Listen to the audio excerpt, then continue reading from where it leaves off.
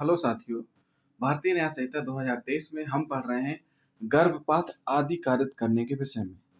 धारा 91 जो कि आईपीसी की धारा 315 के समरूप है। किसके समरूप है? 315 के समरूप है। बालक का जीवित पैदा होने से रोकने या जन्म के पश्चात उसकी मृत्यु कारित करने के आशय से किया गया कार्य।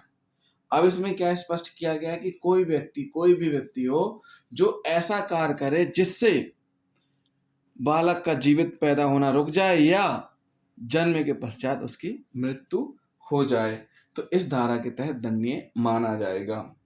Act done with intent to prevent child being born alive और to cause to die after birth. तो इस धारा में जो तत्व बताए गए हैं, ये धारा कहती क्या है वो हम आपको इस धारा में बताएंगे। तो इस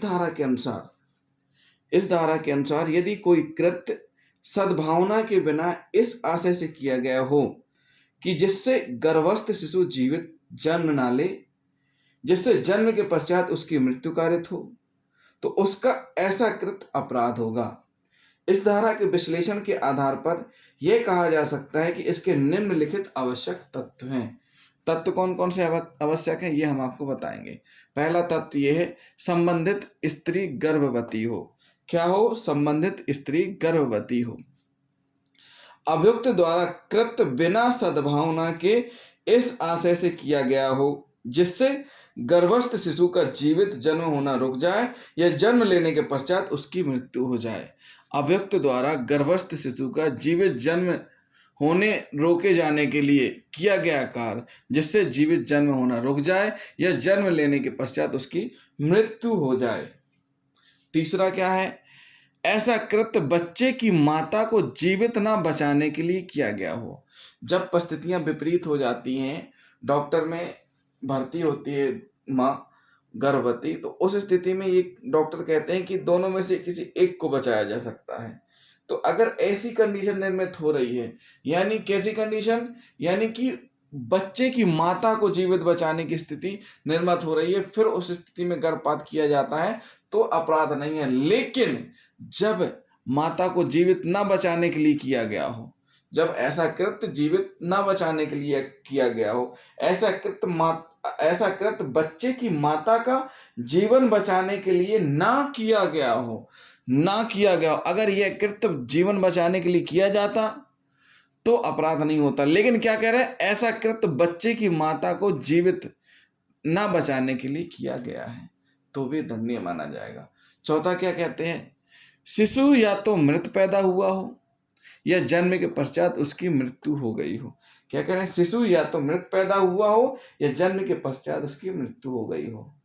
शिशु की मृत्यु अभियुक्त के कृत्य के परिणाम स्वरूप हुई हो। जो यह शिशु जो मृत पैदा हुआ है या जन्म के पश्चात उसकी मृत्यु हो गई है, वो किस कारण हुआ है?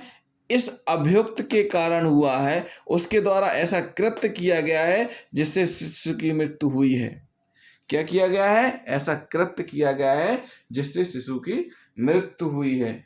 जो इस प्रकार से कार्य करेगा जिससे बालक का जीवित पैदा होने से रोका जाए या जन्म के पश्चात उसकी मृत्यु हो जाएगी, तो उन परिस्थितियों में दोष सिद्धि होने पर 10 वर्ष तक के कारावास और जुर्माना दोनों से दंडनीय किया जाएगा। तो यह धारा क्या स्पष्ट करती है? यह धारा स्पष्ट करती है कि यदि कोई कृत्य सद्भावना के बिना इस आशय से किया गया हो कि जिससे गर्भस्थ शिशु जीवित जन्म न ले सके या जिससे जन्म के पश्चात उसकी मृत्यु कारित हो जाए, तो उसका ऐसा कृत्य अपराध होगा।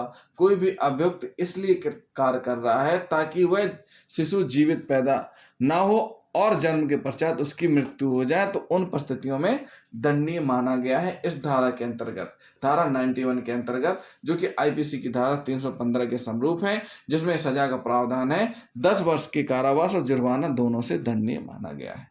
तो जिन साथियों ने अभी तक हमारा चैनल सब्सक्राइब नहीं किया है, हमारे चैनल को सब्सक्राइब कर लें और वीडियो को अधिक से अधिक शेयर करें, लाइक भी करते जाएं, साथ ही साथ कमेंट भी करते जाएं। थैंक यू दोस्तों।